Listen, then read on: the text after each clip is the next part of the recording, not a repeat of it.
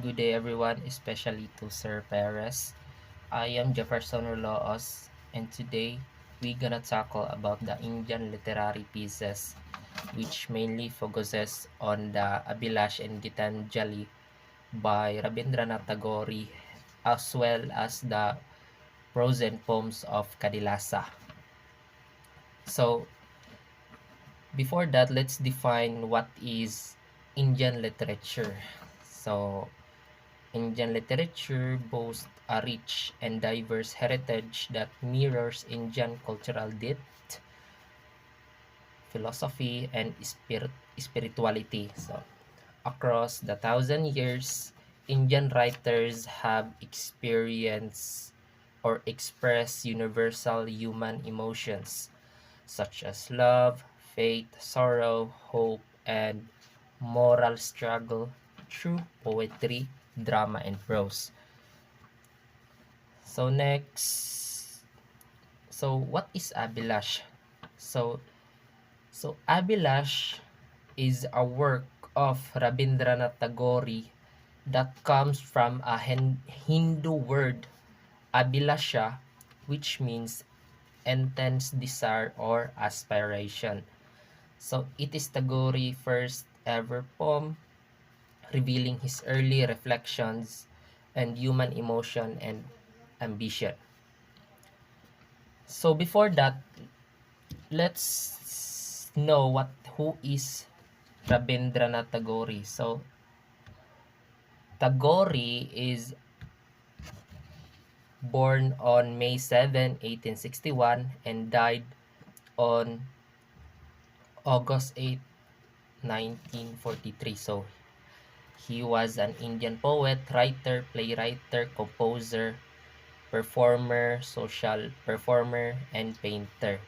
So let's take an account that Rabindranath Tagore was the first Asian who win a multiple award in a context of literature. Next is Abhilash. So, what is Abhilash or what is the poem all about? So, Abhilash, as what I have said earlier, it reflects the human nature or human desire or our dreams, ambitions, and struggles to reach our goals. So it shows how desire drive us to act and grow, but can also lead us to conflict and or discontent if uncontrolled. So the poem also explore the duality of desire. It can be both constructive or disconstructive on one's intentions. So the keyword there is happiness and desire, action and consequences, and moral and ethical values. So the poem centers how human desires influence happiness and moral choices. So it encourages readers to reflect on how every desire and ambition comes with responsibility and consequences. So Tagore invites us to seek ethical fulfillment rather than selfish pleasure, blending philosophical insight with emotional truth. So what are the themes of this poem? So first, aspirations and ambition. So this theme highlights the poem which brings human eagerness to reach higher goals and achieve self-fulfillment. So second, connection with nature. So Tagore uses natural imagery or such as glaciers, deserts, rivers to represent life's journey and struggles.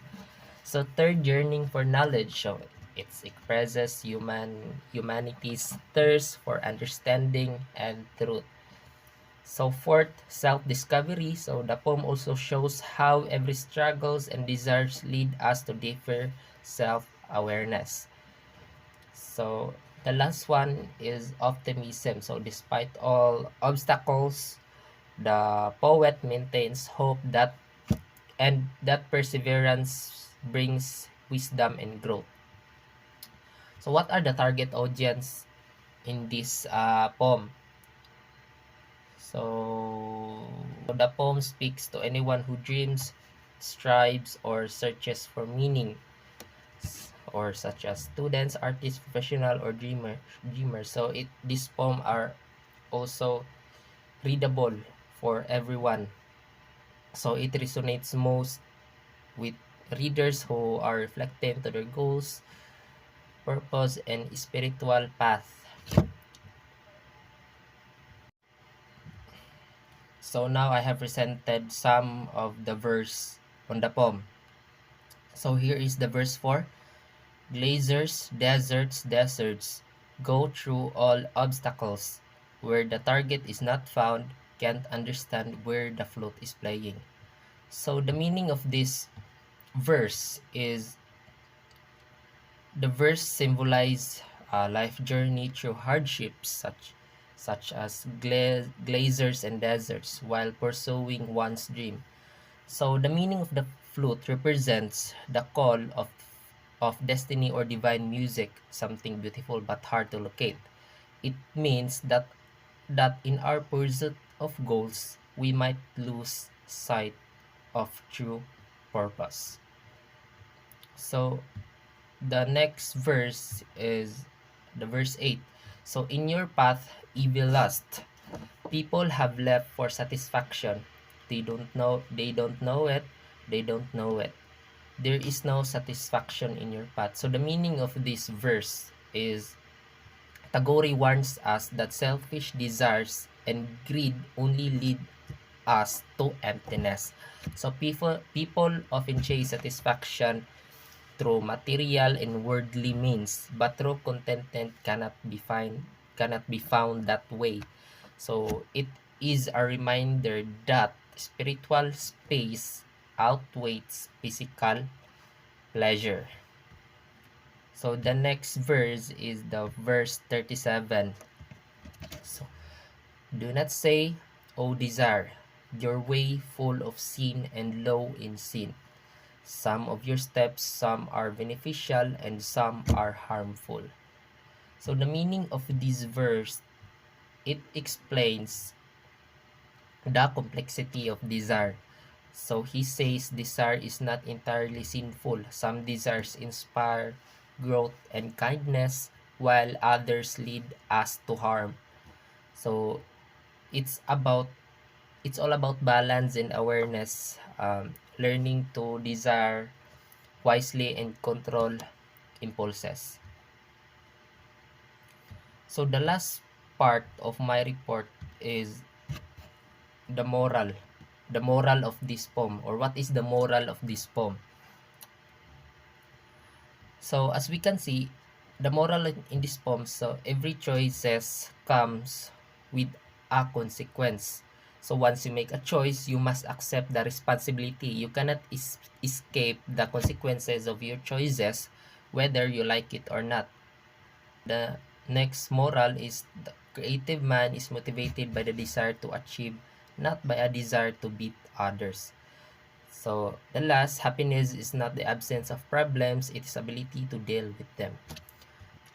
So yeah, that's conclude my part. Thank you for listening and God bless.